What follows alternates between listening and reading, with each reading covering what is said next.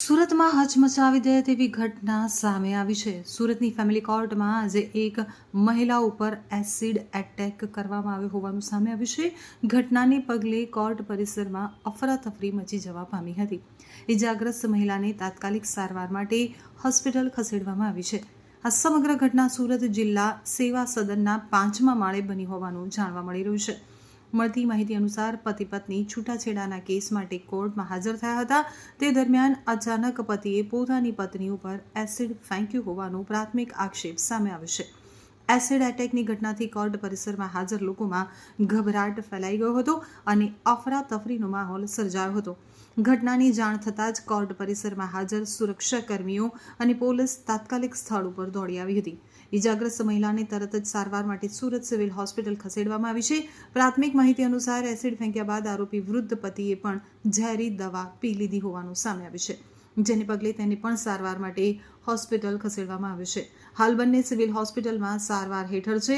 આ ઘટનાને લઈ અને પોલીસે એસિડ ફેંકનાર સામે કાર્યવાહી શરૂ કરી છે અને સમગ્ર મામલે વધુ તપાસ હાથ ધરવામાં આવી છે. આજે ખોરાકીનો એક કેસ ચાલતો હતો બગા સાહેબની કોર્ટમાં. તો સામાવાળાએ, હું અરજદારના એડવોકેટ છું, અને સામાવાળાના પક્ષકારે પોતાની પત્ની જે કોર્ટમાં બેઠેલી હતી એની ઉપર એસિડની બોટલ એને છાંટી દીધી. શું નામ છે? પક્ષકારનું નામ છે સામાવાળાનું વિનોદભાઈ ભાણુસાળી. મહિલાનું નામ શું? મહિલાનું નામ છે શારદાબેન. કેટલા વર્ષથી કેસ ચાલતો હતો? આ ફેમિલી કોર્ટનો ઝઘડો એમનો 2007-8 વર્ષથી ચાલતો હતો.